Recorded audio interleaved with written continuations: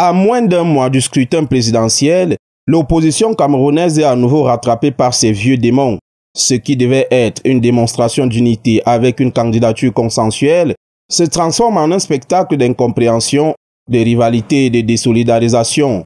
Au lieu d'un front commun, on observe des leaders qui se regardent en chaîne de faïence. Certains se désolidarisent de cette idée, préférant faire cavalier solitaire, pendant que d'autres dénoncent publiquement des arrangements de couloir et des ambitions personnelles déguisées en stratégie. Cette cacophonie donne l'impression d'un attelage fragile, bricolé à la hâte, où personne n'accepte de s'effacer pour le collectif. En se comportant ainsi, les figures de l'opposition adressent à l'opinion publique un message de faiblesse. Après 3 décennies d'échecs électoraux, elle ne parvient pas toujours à bâtir une alternative crédible, à transcender les égos et à proposer un programme lisible. Les électeurs, eux, observent et jugent.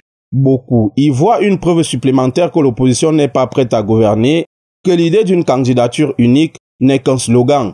Pendant ce temps, du côté du Rassemblement démocratique du peuple camerounais, le RDPC, la machine électorale est en ordre de marche. Le parti au pouvoir multiplie les rencontres dans les différents bastions à travers le triangle national, renforce ses structures locales et capitalise sur l'image de stabilité et d'expérience. Cette division de l'opposition ne fait qu'élargir encore le boulevard électoral pour le parti du flambeau ardent. Si rien ne change d'ici au 12 octobre, la désunion actuelle pourrait se traduire par une nouvelle victoire confortable du RDPC, faute d'adversaires structurés et crédibles.